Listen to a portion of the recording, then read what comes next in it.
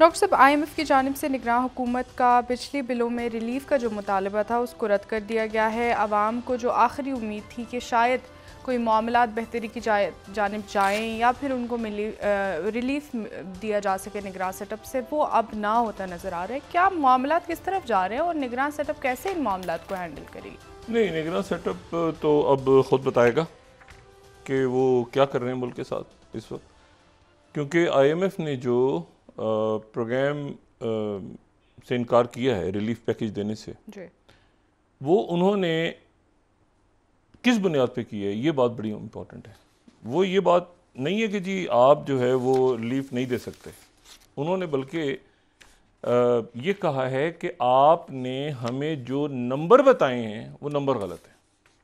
यानी ये मैं हैरान हूँ कि ये इन्होंने किस तरह से डॉक्टर शमशाद अख्तर साहबा इस बात को बयान करेंगी कि उन्होंने कहा कि जी यहाँ से इन्होंने कहा कि जी हम बिजली के बिलों में रिलीफ देने जा रहे हैं, जो कल भी खबरें चलती रहीं, और इसमें जो है वो 6.5 अरब रुपए से कम का असर पड़ेगा। ये बिल बना, ये पूरा पैकेज बना के इन्होंने IMF को भेज दिया। IMF आगे से कह रही है, उनका कहना ये है कि जी 6.5 अरब नहीं बल्कि 15 अरब रुपए का नुकसान होगा, और वो 15 अरब आप फिर पूरा कैसे करेंगे वो भी हमें प्लान सारा बना के दे दें। तो उन्होंने ना सिर्फ ये कि रिलीफ का प्रोग्राम उन्होंने वापस किया है, बल्कि उन्होंने कहा है एक तरह से कि वो नंबर भी आपने गलत, हमें फॉर्जरी तो नहीं कहूँगा, गलती हो गई होगी, कोई मतलब कोई भूल चूक हो गई होगी कि 15 अरब की जगह इन्होंने 6.5 अरब लिख दिया। उन्होंने करेक्ट करके भेजा है कि नहीं आपने गलत फिगर्स भेजे हैं इस बात पे। और ये एक अजीब व गरीब बात है। इससे पहले ये होता था कि इस तरह की बातें जो हैं वो ज़रा ढके छुपे अंदाज में हुआ कर जाती थी कि जी आपने फॉर्जरी की है, मतलब नंबर्स, फॉर्जरी तो नहीं, यानी नंबर्स को मैनिपुलेट किया है, नंबर्स ऊपर नीचे किए हैं। तो उन्होंने कहा कि जी पब्लिकली कि इसलिए हम वापस कर रहे हैं आपको कि आपने 6.5 अरब बताया, ये 15 अरब है, और फिर आप ये भी साथ भेजें कि 15 अरब आप पूरे कहाँ से करेंगे। तो अभी दोबारा वजारत ख़जाना के लोग बैठेंगे। तो मैं तो इसके ऊपर मतलब एक हैरत का इजहारी, हैरत क्या मतलब है कि ये तो बहुत अजीब सी बात है ना। और इसी दौरान ये कि बिल तो देने पड़ेंगे, बिल तो देने पड़ेंगे, बिल तो देने पड़ेंगे। तो वो कैसे देने पड़ेंगे, क्या होगा, एक हिजान बपा है। और लोग देखें उम्मीद लगा के बैठे हुए थे कि कोई ना कोई क्योंकि उसकी वजह यह है कि देखें मतलब चीनी चोरी हो रही है, स्मगलिंग हो रही है चीनी की। वो आपस में अब क्योंकि PDM का इत्तेहाद तो चला गया, वो तो एक इत्तेहाद जिस मकसद के लिए बना था, वो मकसद तो तहरीक इंसाफ की हुकूमत को गिराना था, वो गिर गई। उसके बाद वो दूसरी हुकूमत आ गई। वो हुकूमत जो है वो जो आई तो वो भी मतलब है कि वो PDM की ही एक्सटेंशन, क्योंकि उन्होंने भी बताया और उन्होंने ही बनाया सारे वज़रा और मुख्तलिफ जो अपने अक्सरियत जो है। लेकिन मामला ये है कि वो जो चीनी है, अब ये हो रहा है कि चीनी की स्मगलिंग हो रही है चीनी, तो उसमें नवीद कमर साहब और एहसन इकबाल साहब, तो उन्होंने वो चीनी के हवाले से जो बात की एक दूसरे के ऊपर, और मईशत के हवाले से अब मुझे ये बताएं कि इसमें चीनी अगर जा रही है, स्मगल हो रही है, और इसमें अब लोग स्मगलिंग रोकेंगे, और ये तमाम दोबारा बात हो रही है, तमाम की तमाम माफियाज ने इस मुल्क को जकड़ा हुआ है। चाहे वो आपके मतलब माफिया शुरू होती है, वो आपने कब्रिस्तान में कब्र ढूंढनी है तो वहाँ से आप शुरू होती है कि जी हमें कब्र चाहिए कहीं, वहाँ से शुरू होगी। कब्रिस्तान के भी ठेके, उनके भी ठेके होते हैं ना, वहाँ से शुरू होगी। और फिर उसके बाद ये है कि वो हस्पतालों के अंदर दवाइयाँ, बिस्तर, चादरें, एम्बुलेंसें, किसको क्या कहाँ देना है, एक गरीब आदमी ठेला कहाँ लगाएगा, क्या करेगा। तो ये तो मामला बहुत ही ज़्यादा मेरा ख्याल है कि ख़राब से ख़राबतर हो रहा है। और ये अगर इसको नहीं संभालेंगे, ये फंसे होंगे किसी और चक्रों में। ये मुझे नहीं पता किन चक्रों में फंस गए हैं, लेकिन ये कि इस तरह से तो नहीं चलता ना मामला कि आपने नंबर्स ही गलत बना के दे दिए उनको। मतलब ये क्या बात है, फिर सर जोड़ के बैठेंगे, फिर ये करेंगे, फिर वो करेंगे। तो मुझे तो बहुत ज़्यादा क्योंकि रियासत के मसाइल है ना, तो इसको संजीदा लेना चाहिए। ये हंसी मजाक करने के और ये शाम को कोसार मार्केट पे बैठ के कॉफ़ियाँ पीने का वक्त नहीं है, ठीक है ना, और हल्लड़ गुल्लड़ करने का, और ये संजीदा वक्त है। इनकी काबीना के अरकान को भी ये चाहिए कि वो ज़रा इस वक्त मुल्क के हालात देख के संजीदगी इख्तियार करें और बैठें आपस में, और बाकी ये देखें कि इतने इख्तियारात के साथ तो इनको पकड़ लेना चाहिए था बहुत से लोगों को, लेकिन वो पकड़ेंगे तो अदारे ही पकड़ेंगे, वो अदारे खुद ही करेंगे। मतलब है कि वो हमें समझ ही नहीं आ रहा कि सारे वज़रा किधर हैं, और वज़ीर आज़म साहब जो हैं वो क्या, उनकी क्या मसरूफियात होती हैं तमाम रोज़, मतलब कुछ भी नहीं समझ में आ रहा इस वक्त। तो उम्मीद करते हैं, अच्छा गुमान करते हैं, दुआ भी करते हैं कि ये अपने जो मुल्क के हालात हैं उससे नबरत आज़मा हो।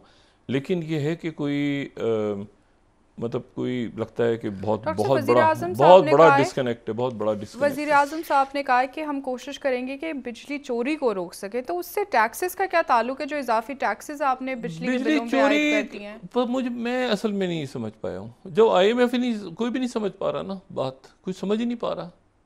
तो वो तो मतलब है कि अब कोई भी नहीं समझ पा रहा बिलों में टैक्सेस क्यों लगे हुए हैं। और कराची में 10 रुपये से ज़्यादा पर यूनिट बढ़ाने की बात हो रही। अच्छा, एक बात बड़ी मैं आपको बताऊं, हम लोग ये जो बिल आ रहे हैं ना, जिन पे टैक्सेस वैक्सेस ये वो, तो कुछ ऐसी चीज़ें होती हैं, जैसे मेरी कुछ बात हुई कुछ लोगों से आज, तो उन्होंने कहा कि जी हमने तो अपने पंखे, AC और इस्त्री अगर ऑन हो तो बहुत ज़्यादा यूनिट्स खर्च हो रहे होते हैं, तो कहते हैं बिल्कुल मिनिमल कर दी है ये वो चीज़ें। लेकिन कुछ चीज़ें ऐसी होती हैं जो आप भूल जाते हैं कि जी इस पे भी बिजली है, और वो 24 घंटे चलती है, और वो फ्रिज है। लेकिन ना कुछ चीज़ें ऐसी हैं जो आप बिजली के बग़ैर आपको चलाना ही पड़ता है। आप ये नहीं कर सकते कि जी हमने अगर AC घर में है तो हमने 2-3 घंटे चला लिया दिन में। फ्रिज तो आप नहीं कह सकते ना कि हमने 2-3 घंटे चला लिया तो और फिर बंद करेंगे फ्रिज। तो मसला ये है कि ये इन्होंने लोगों के 100 होते हैं कि जी स्टोर कर लो, फ्रीज़र में रख लो चीज़ें, ये कर लो, खाना बना के। अब लोग अपना फ्रिज बंद करनी शुरू कर दें घरों में कि 6 घंटे 4 घंटे फ्रिज चलेगा सिर्फ। मतलब ये एक अजीब सा ये मेरे ख्याल से नॉन सीरियस हैं, अभी तक शायद समझ नहीं पा रहे या मामलात क्या हैं, या बस फंस गए आके क्या हुआ है। लेकिन यह है कि इनको फौरी तौर पे वज़ीर आज़म साहब को, वज़ीर ख़ज़ाना को और बाकी शख्सियात को मामलात को देखना पड़ेगा संजीदगी के साथ, इससे पहले कि मामलात हाथ से निकल जाएं जो कि हाथ में हैं ही नहीं। ठीक है, अच्छा पहली बात। दूसरी बात जो है वो ये है कि अब ये वही बात है कि एक ब्लैक होल से हम गुज़र रहे हैं इस वक्त, और वो आप समझें कि अब चंद दिनों तक उसका वो जो पीरियड था ब्लैक होल जिसमें कुछ समझ नहीं आ रही, हिजान की कैफियत, जो जब ये हुकूमत गिरी थी तहरीक इंसाफ की, तो उसके बाद मैंने बात की थी कि ब्लैक होल होगा उसके बाद, कोई कुछ समझ नहीं आएगा, सर पैर कुछ समझ नहीं आएगा कि किस तरफ जा रहे हैं सारे। और वही हुआ, एक हिजान सा, 16 पार्टियाँ आगे पीछे दाएँ बाएँ, 13 पार्टियाँ सॉरी, लेकिन 16 शायद, क्योंकि उसमें ज़ाहिर है कि इस्तेकाम पाकिस्तान पार्टी और उनको भी अगर मिला लेते हैं, और भी कोई शायद 2-4 बन गई हैं दरमियान में। लेकिन ये कि सारे ये सब के सब इरेलीवेंट हो गए हैं इस वक्त। मुल्क की मईशत जो है वो एक, और जो लोगों के अवाम के बुनियादी हकूक़ हैं, जिसमें बिजली है, जिसमें आटा है, जिसमें डॉलर है। डॉलर आज ओपन मार्केट में कोई 331 रुपये से ऊपर था, कहीं 330 का था, कहीं 335 का था, कहीं मतलब है कहीं 300, बहुत कोशिश करके कहीं से 330 से तो कम नहीं मिल रहा था। तो वही जो बात मैंने की थी, कम से कम डॉलर को तो रोकें, तो डॉलर को भी नहीं रोक पा रहे। तो कुछ भी असल में ऐसा नहीं है जो कि अब जिसके ऊपर ये खड़े होके और कहें कि जब हम इलेक्शंस 90 दिन हो या 60 दिन हो या जो है वो 120 दिन हो या जो भी हो, मतलब उस तक तो ले जाएं ना कम से कम, तो यहाँ तक तो खींच के ले जाएंगे, रियासत एक चले तो सही ना मुल्क। ठीक है, इलेक्शन से अच्छा, और मैं देखें 90 दिन का इलेक्शन, तो ये तो जो आइन बनाने वाली पार्लियामेंट है वो खुद ही आइन तोड़ के ऊपर नीचे करके चले गए, 2 असेंबलियाँ आगे पीछे दाएं बाएं, तो अब 90 दिन याद आ रहे हैं। तो होना तो 90 दिन में चाहिए, और 90 दिन की बात जो है वो सबसे ज़्यादा तो हमारे जो इस वक्त जो माहिरीन कानून हैं, और ज़ाहिर है कि एक अथॉरिटी जो लोग रखते हैं 73 के आइन पे, उसकी वजाहत करने में, उसमें एतजाज़ एहसन साहब हैं।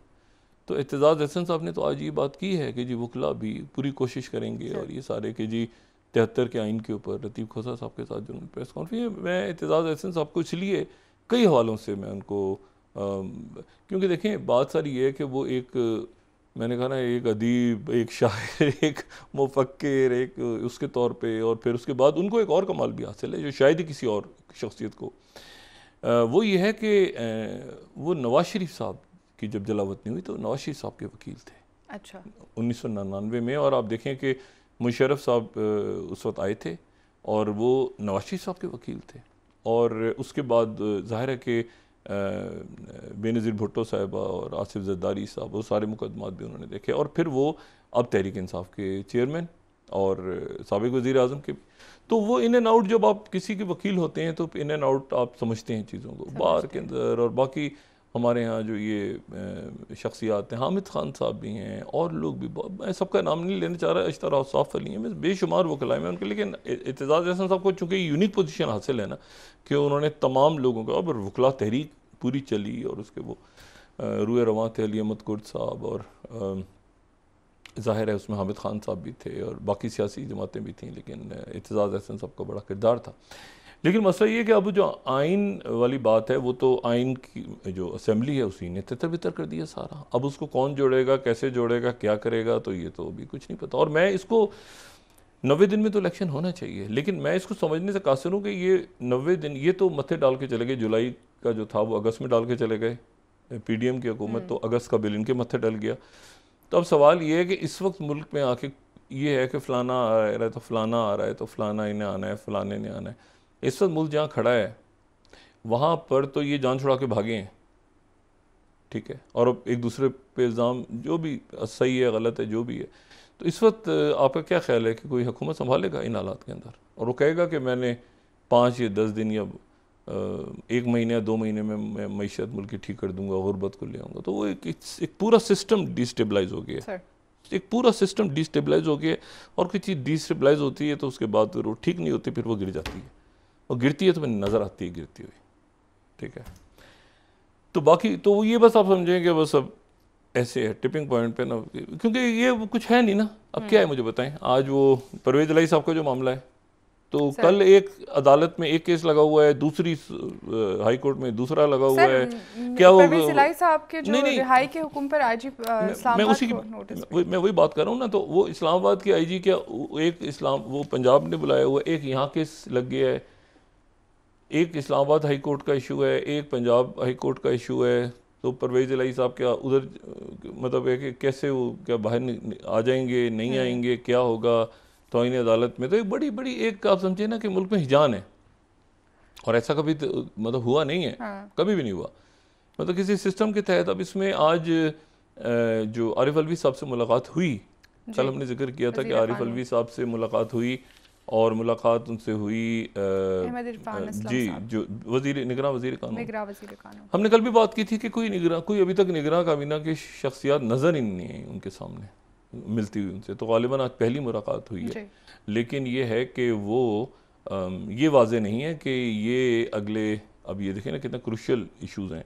कि क्या रुक रहे हैं, जा रहे हैं, रुक रहे हैं, जा रहे हैं। जुमे को आरिफ अलवी साहब वो लाहौर का, तो उनका शायद वो वापस आ गए, कुछ ज़रा कह रहे हैं कि गए थे वापस आ गए वहाँ से, लेकिन कुछ है कह रहे हैं कि गए नहीं। लेकिन बहरहाल ये एक इम्पॉर्टेंट दिन इसलिए हैं कि यहाँ पे बड़े मामलात हो रहे हैं इस वक्त, और उसमें कल नैब का केस लगा हुआ है, और ये परवेज़ इलाही साहब का इशू है, वो हसन न्याजी साहब के जो हवाले से पिटीशन उनके वालिद हफीजुल न्याजी साहब ने दायर की हुई है। तो ये सारे मामलात ऐसे हैं जिसमें वो जब तक आप आउट ऑफ द बॉक्स कुछ नहीं करेंगे ना। और मैं आपको बताऊं, ऐसे मैं बिल्कुल 90 दिन से आगे इलेक्शंस ले जाने का कायल नहीं हूँ।